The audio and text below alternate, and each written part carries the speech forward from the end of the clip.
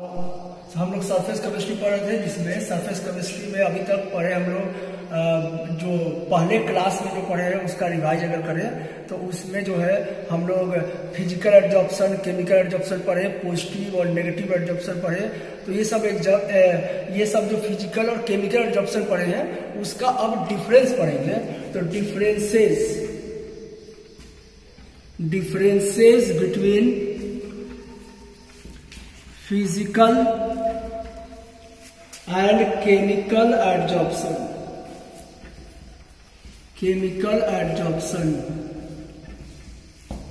तो यहां physical adsorption लिखते हैं, फिजिकल एडजॉर्प्शन,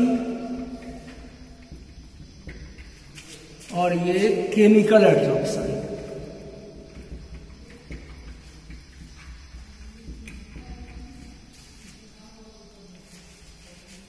फिजिकल और केमिकल एडजॉर्प्शन जो पहला डिफरेंस है वह इसका डेफिनेशन ही डिफरेंस है। तो पहला डिफरेंस हो गया कि एडजॉर्बेट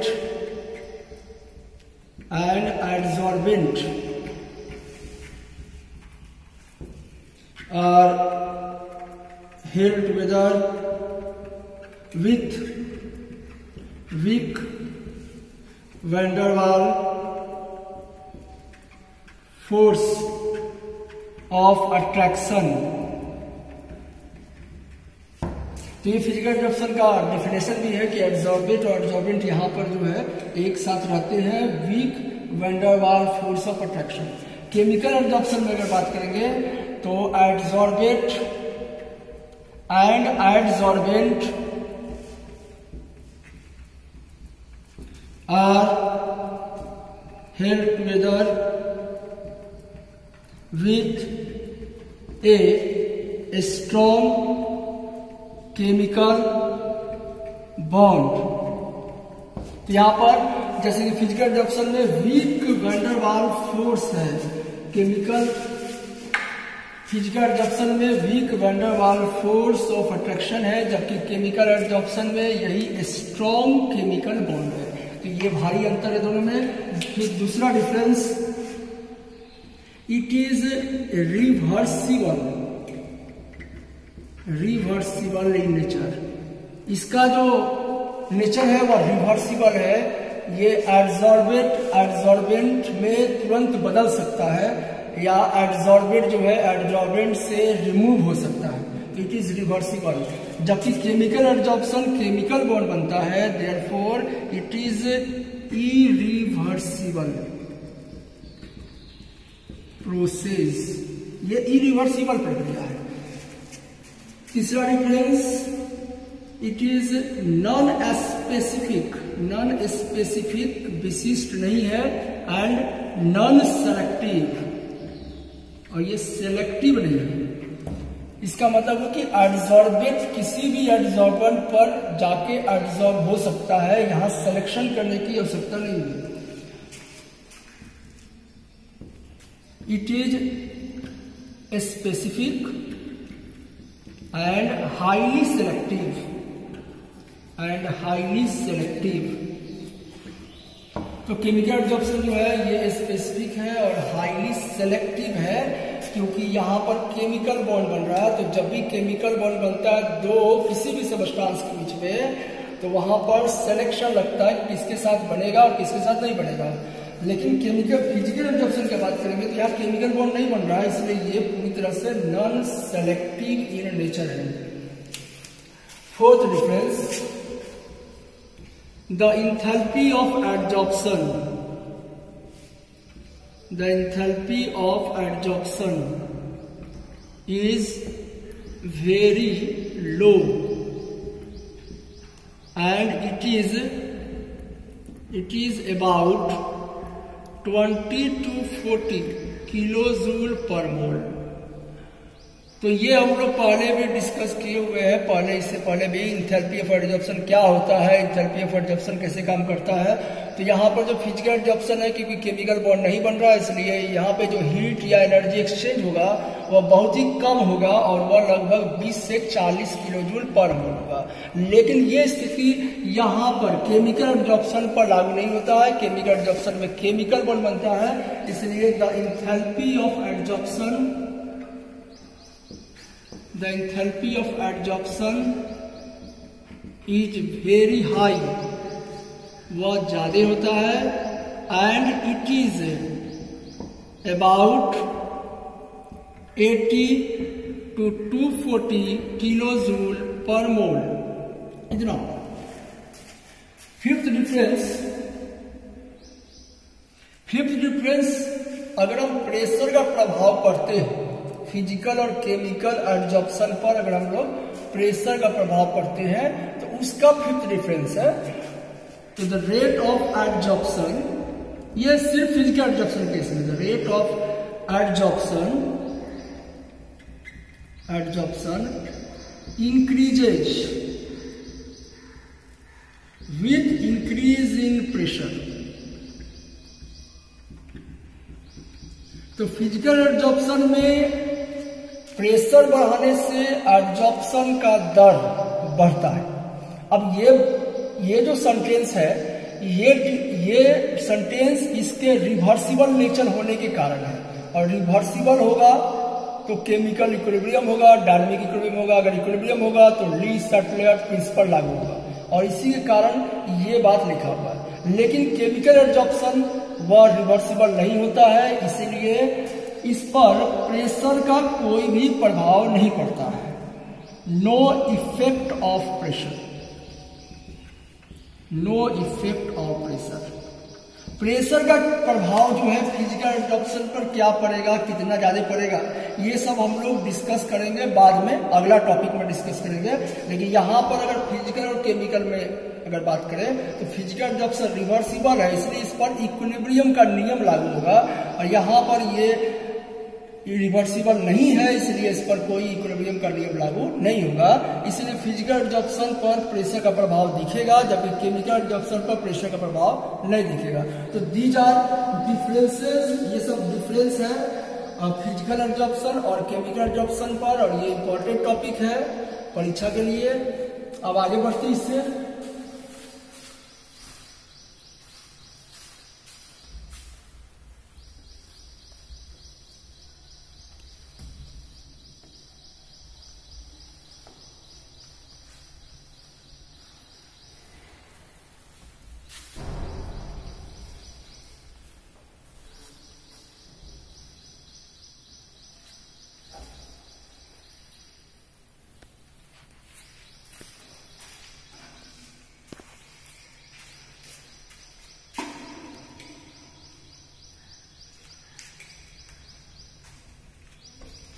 अब हम लोग इसका फैक्टर्स पढ़ते हैं। फैक्टर्स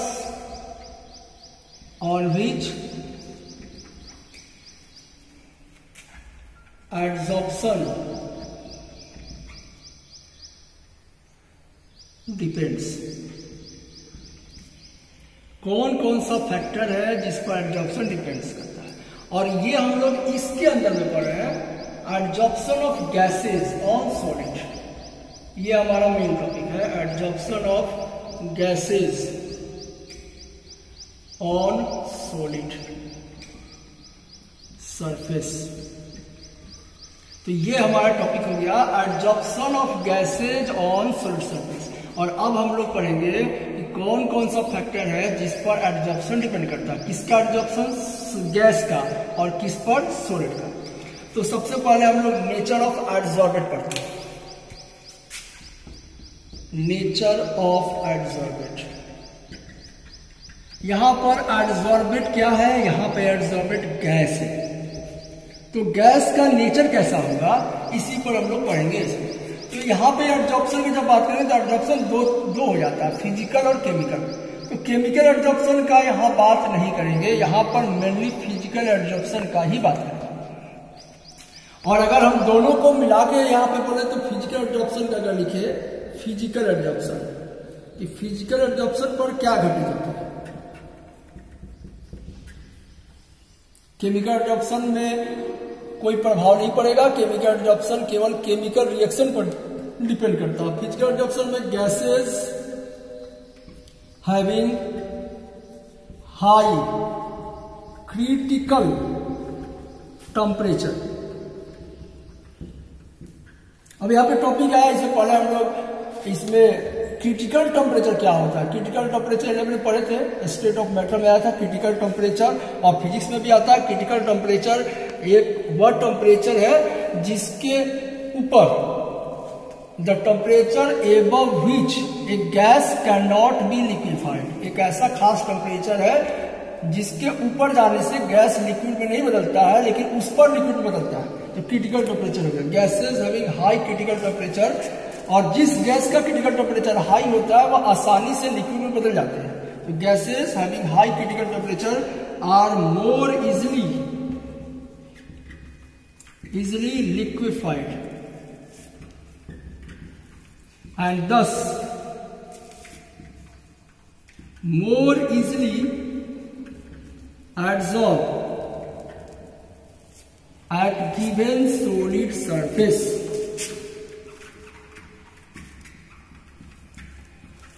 अब इसमें लिखा हुआ कि ऐसे गैस जिनका हाई क्रिटिकल टेम्परेचर होता है वह आसानी से लिक्विफाइड हो जाते हैं, यानी लिक्विड में आसानी से बदल जाते हैं, लिक्विड में आसानी से बदल जाते हैं, और इसलिए वह आसानी से किसी भी सरफेस पे एब्जॉर्ब हो जाते हैं। अब इसके पीछे मुख्य कारण यहाँ पे वैन डर वाल्स फोर्स है, क्योंकि हम लोग फिजिकल एब्जॉर्प्शन की बात करें तो वैन डर वाल्स फोर्स आएगा, और ये पूरी घटना इसलिए होती है also due to greater van der Waals force। यहां वैन डर वाल्स फोर्स ज्यादा हो जाती है। तो यहां पे हम लोग पढ़ रहे हैं अभी कि कौन कौन सा फैक्टर जो है गैस का किसी भी सॉलिड पे जब एब्जॉर्ब होता है तो डिपेंड करता है। तो यहाँ पर nature of absorbent, nature of absorbent मतलब गैस के बारे में पढ़ रहे हैं, और गैस के बारे में जब पढ़ेंगे तो यहाँ पर हम लोग एब्जॉर्प्शन को दो हिस्सा में बांट दिए, फिजिकल और केमिकल। तो फिजिकल एब्जॉर्प्शन की अगर बात करेंगे तो गैसेस लिखा होगा कि ऐसे गैस जिनका क्रिटिकल टेम्परेचर ज्यादा होगा वो आसानी से लिक्विड में चेंज होंगे, और जो आसानी से लिक्विड में चेंज होंगे वो आसानी से किसी भी सरफेस पर एब्जॉर्ब होंगे। और ये इसलिए भी होता है क्योंकि जो आसानी से लिक्विड में चेंज हो सकता है उसके पास ये फोर्स ज्यादा होता है, वैन डर वाल्स फोर्स ज्यादा है, और इसलिए भी ये फिजिकल एब्जॉर्प्शन में ज्यादा हो जाता है।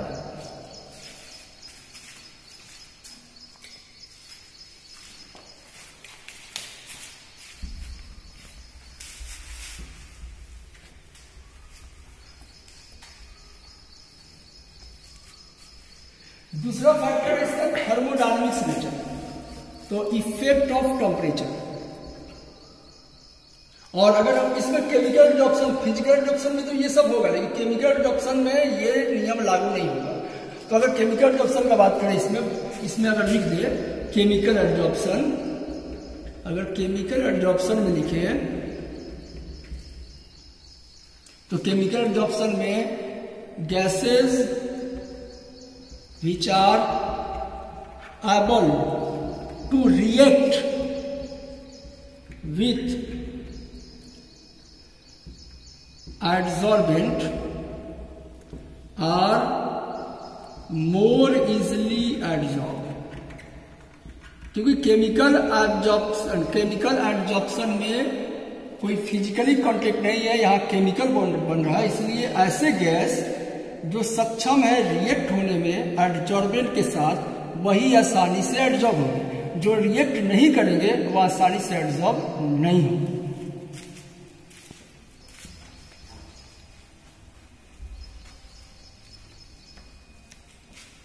अब हम लोग इसका टेम्परेचर का प्रभाव देखेंगे, इफेक्ट ऑफ टेम्परेचर, टेम्परेचर का क्या प्रभाव पड़ता है।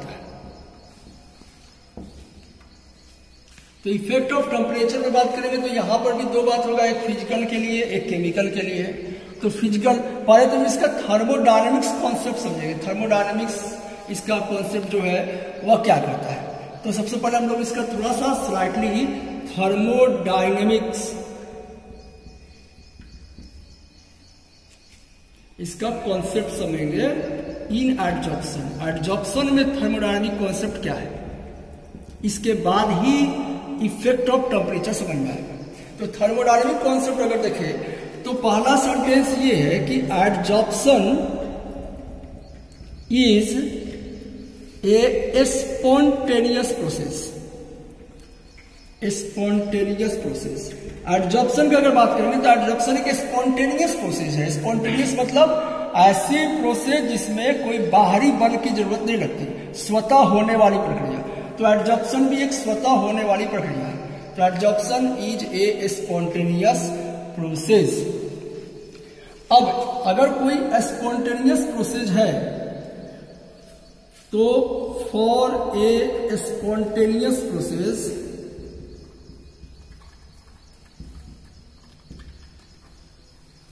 टू बी कंप्लीटेड, अगर उसको कंप्लीट होना है तो द चेंज इन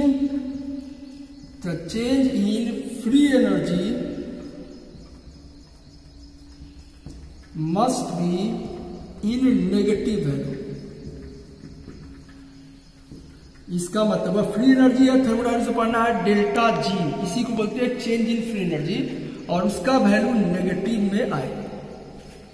तो ये बात हो गया इसमें कि एडजॉर्प्शन। अभी हम लोग इफेक्ट ऑफ टेम्परेचर समझेंगे, लेकिन उससे पहले हम लोग इसका थर्मोडायनेमिक कॉन्सेप्ट समझते हैं एडजॉर्प्शन में, कि अगर एडजॉर्प्शन होता है तो जो थर्मोडायनेमिक्स पैरामीटर है, जैसे इंथैल्पी हो गया, फ्री एनर्जी हो गया, एंट्रोपी हो गया, इनमें क्या परिवर्तन आता है, जब तक हम इसका परिवर्तन नहीं समझेंगे तब तक हम टेम्परेचर का प्रभाव समझ में नहीं आएगा। इसलिए यहाँ पहले ही लाइन में लिखा हुआ है, और ये देखा गया कि एडजॉर्प्शन खुद से होता है, बाई कोई एक्सटर्नल फोर्स नहीं लगता है, वह खुद से होने वाली प्रक्रिया है। और जो खुद से होने वाली प्रक्रिया है जिसमें नो एक्सटर्नल फोर्स लगे, उस प्रक्रिया को हम लोग थर्मोडायनेमिक्स के भाषा में स्पॉन्टेनियस बोलते हैं। तो adsorption is a spontaneous process. अब अगर स्पॉन्टेनियस प्रोसेस है और उसको कंप्लीट होना है तो इसका change in free energy, free energy क्या है? Energy required to do work by the system. तो change in free energy must be in negative value. तो स्पॉन्टेनियस है और इसीलिए इसका डेल्टा जी नेगेटिव वैल्यू है। अब आगे समझते हैं आगे।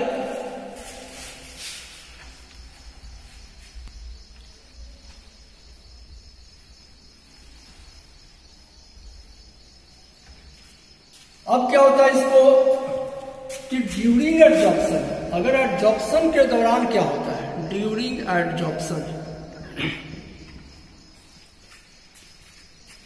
adsorbent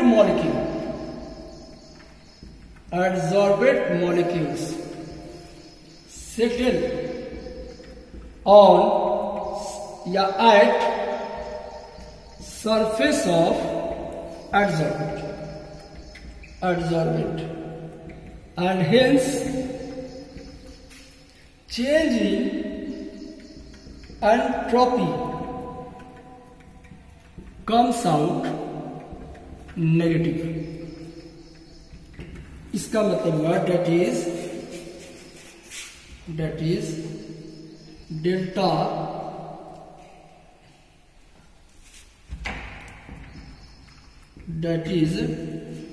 delta S negative value में आएगा। इसका मतलब क्या हुआ? इंट्रोपी मतलब क्या होता है? Measure of randomness. मतलब कहने का मतलब कि इंट्रोपी में हम लोग पढ़ते किसी भी सबस्टांस में उसका जो मॉलिक्यूल का ओरिएंटेशन है, मोशन है, वह कितना तेज है। जैसे अगर हम मान लीजिए गैस का बात करते हैं तो गैस में कोई फोर्स, बहुत कम फोर्स एग्जिस्ट करता है, इसलिए उसका मॉलिक्यूल जो है बहुत ज्यादा मोशन में होता है। तो अगर मोशन में होगा तो उसका इंट्रोपी हाई होगा। लिक्विड में बात करते हैं तो गैस से थोड़ा कम रहता है, इसलिए इंट्रोपी कम होता है। जबकि सॉलिड में सभी मॉलिक्यूल एक जगह होते हैं, घूम नहीं सकते, इसलिए उनका इंट्रोपी बहुत ही कम या जीरो होता है। तो यही पर हो गया। तो सपोज डस्ट पार्टिकल किसी बेंच के सतह पर एडजॉर्ब हुआ, तो डस्ट पार्टिकल एडजॉर्ब होने से पहले इन्वायरमेंट में रैंडमली मोशन कर रहा था, लेकिन जैसे ही एडजॉर्प्शन स्टार्ट होता है उसका मोशन जो है रुक जाता है और वह सेटल कर जाता है सरफेस पर। इस तरह से उसका इंट्रोपी में भारी गिरावट आ जाता है और इंट्रोपी नेगेटिव में चला जाता है। तो यहां से उस लाइन से पहले जो पढ़े और अभी जो पढ़े, इसमें दो बात निकल के आ रही है कि चेंज इन फ्री एनर्जी और चेंज इन इंट्रोपी, ये दोनों ही नेगेटिव होगा होगा एडजॉर्प्शन में। अब आते हैं इसमें आगे थर्मोडायनेमिक्स में एक इक्वेशन पढ़ना। थर्मोडायनेमिक्स एक यूनिट का नाम भी है, फिजिक्स में भी है, केमिस्ट्री में भी है। एक इक्वेशन पढ़ना गिब्स इक्वेशन। तो उस इक्वेशन के आधार पर from equation delta G is equal to delta H minus T delta S, ये गिब्स इक्वेशन है और ये थर्मोडायनेमिक्स के यूनिट में पढ़ाया जाता है इसमें। अब इसमें क्या है कि ये इक्वेशन के अनुसार और जो अभी इससे पहले जो हम लोग पढ़े उसमें दो बातें पढ़े कि एक तो ये स्पॉन्टेनियस प्रोसेस है, इसका डेल्टा जी नेगेटिव होगा, तो ये तो नेगेटिव वैल्यू में है। इसके अलावा एडजॉर्प्शन होने के दौरान जो गैस मॉलिक्यूल है वह सेटल कर जाता है, बैठ जाता है, इसके कारण उसका इंट्रोपी भी नेगेटिव में चल जाता है। तो ये इंट्रोपी ये भी नेगेटिव में चल गया, तो ये भी नेगेटिव है और ये भी नेगेटिव है। तो ये संभव तभी हो सकता है जब ये खुद नेगेटिव में हो जाए। तो अगर एडजॉर्प्शन होना है तो एडजॉर्प्शन अगर होते रहना है और इस स्थिति में अगर डेल्टा जी नेगेटिव है और डेल्टा एस को भी नेगेटिव करना है, नेगेटिव होना है, तो ये तभी संभव है जब डेल्टा एच खुद नेगेटिव हो जाए। और what is delta H? Change in enthalpy. Change in enthalpy इसको बोलते हैं हम लोग। तो from equation for adsorption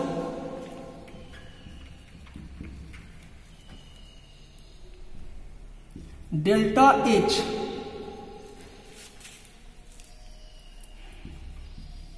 comes in negative value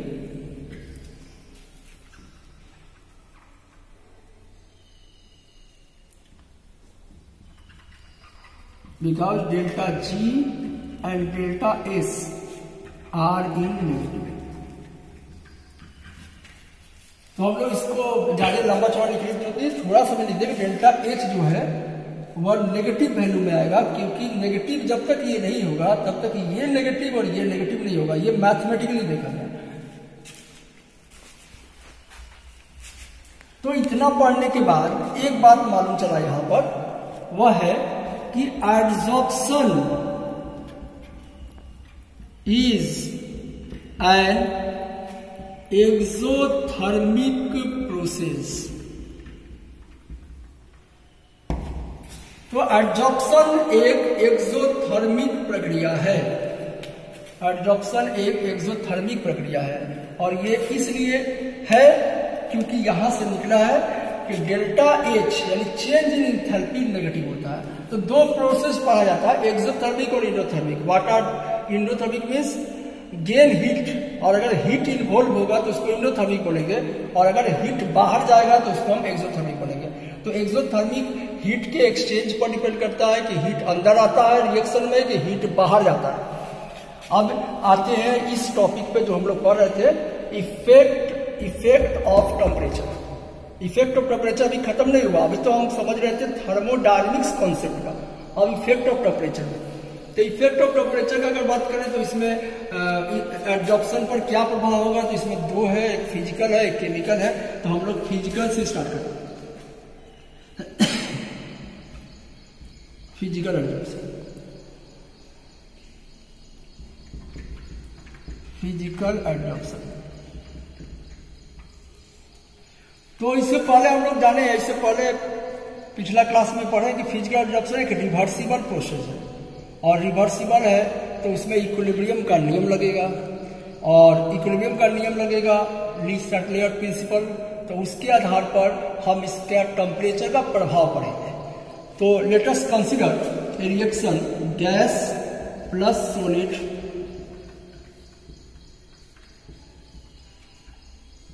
gas solid, और इसका डेल्टा एच नेगेटिव है। ये एडजॉर्प्शन है और इसका जो उल्टा प्रक्रिया होगा वह डिजॉर्प्शन कहलाएगा। तो इस इक्वेशन में ये लिखा हुआ कि गैस जो है सॉलिड पर एडजॉर्ब हो रहा है और बाद में ये दोनों एक साथ है, और इससे डेल्टा एच इसका नेगेटिव है, यानी एक्सोथर्मिक प्रोसेस है, क्योंकि इससे पहले भी हम लोग पढ़ चुके हैं। तो अब इसको पढ़ें कि टेम्परेचर का क्या प्रभाव पड़ेगा। तो टेम्परेचर का जो प्रभाव है वह हम लोग ली सटलेयर प्रिंसिपल से पढ़ते हैं, जिसके अनुसार कहा गया है कि अगर कोई एक्सोथर्मिक रिएक्शन है जिसको हीट नहीं चाहिए, वह हीट खुद बाहर करता है, तो ऐसे प्रक्रिया में हमें हीट देने की आवश्यकता नहीं है। तो वहां पर अगर हम टेम्परेचर बढ़ाते हैं तो ये रिएक्शन आगे नहीं जाएगा, ये रिएक्शन पीछे हो जाएगा। तो ली सटलेयर प्रिंसिपल में ये बात कहा गया है कि for an exothermic reaction the reaction is favourable by decreasing the temperature, not increasing the temperature. तो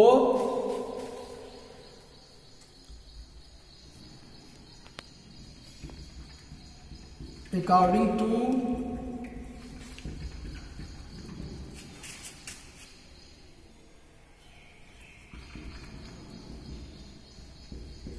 principal exothermic reactions are favorable by decreasing temperature। तो ये इस प्रिंसिपल में ये केमिकल इक्विलिब्रियम का प्रिंसिपल है, जिसमें लिखा हुआ है कि exothermic reactions are favourable by decreasing temperature. यहाँ पर फेवरेबल का अर्थ क्या हुआ? फेवरेबल का अर्थ हुआ कि कोई भी रिएक्शन आगे जाना चाहता है। ये जो फॉरवर्ड रिएक्शन, ये दोनों रिएक्शन में क्या है कि अगर रिएक्शन आगे की तरफ जाता है इसको फॉरवर्ड रिएक्शन बोलते हैं, और आगे अगर पीछे की तरफ गया तो इसको बैकवर्ड रिएक्शन। तो फॉरवर्ड रिएक्शन को ही हम फेवरेबल पोजीशन बोलते हैं। तो यहाँ पर फेवरेबल, अगर रिएक्शन को फेवरेबल करना है तो हमको टेम्परेचर को घटाना पड़ेगा, इसलिए ये सब को लेते हुए हम लोग लिख सकते हैं कि the rate of physical adsorption, the rate of physical adsorption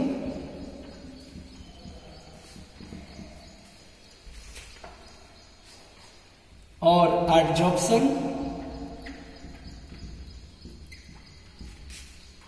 decreases with increase in time, increase in temperature, not time, temperature। कहने का मतलब है कि रेट ऑफ फिजिकल एडजॉर्प्शन और एडजॉर्प्शन वह डिक्रीज होता है विथ इंक्रीज इन टेम्परेचर। तो अगर कोई भी पूछता है कि एडजॉर्प्शन पर टेम्परेचर का क्या प्रभाव पड़ेगा, हम लोग यहाँ पर डिवाइड कर दिए फिजिकल और केमिकल, लेकिन अगर कोई जनरल बात पूछता है, सामान्य बात कि एडजॉर्प्शन पर टेम्परेचर का क्या प्रभाव पड़ता है, तो एडजॉर्प्शन एक एक्सोथर्मिक प्रोसेस है, और एक्सोथर्मिक प्रोसेस होने के कारण अगर हम टेम्परेचर बढ़ाते हैं तो एडजॉर्प्शन का रेट बढ़ेगा नहीं, घटेगा। अब हम लोग केमिकल एडजॉर्प्शन की बात करेंगे। तो केमिकल एडजॉर्प्शन पर, केमिकल एडजॉर्प्शन, अब केमिकल एडजॉर्प्शन का क्या प्रभाव पड़ेगा? तो यहां पर तो ये प्रिंसिपल लागू हो गया क्योंकि ये रिवर्सिबल रिएक्शन था, इक्विलिब्रियम हो सकता है, डायनेमिक इक्विलिब्रियम आएगा, ली सटलेयर प्रिंसिपल आएगा, लेकिन यहां पर कुछ नहीं आएगा। केमिकल एडजॉर्प्शन रिवर्सिबल होता ही नहीं है, ये इरिवर्सिबल होता है, और टेम्परेचर का वही प्रभाव होगा जो केमिकल रिएक्शन पर होता है। जिस तरह से केमिकल रिएक्शन वैरी करता है टेम्परेचर बदलने से, ठीक उसी तरह से केमिकल एडजॉर्प्शन भी वैरी करेगा, चेंज करेगा टेम्परेचर बदलने से, क्योंकि यहाँ केमिकल रिएक्शन होता है एडजॉर्बेंट और एडजॉर्बेंट के बीच में। तो अगर हम स्टार्टिंग में टेम्परेचर को देखें तो chemical, the rate of chemical adsorption, the rate of chemical adsorption increases with increase in temperature।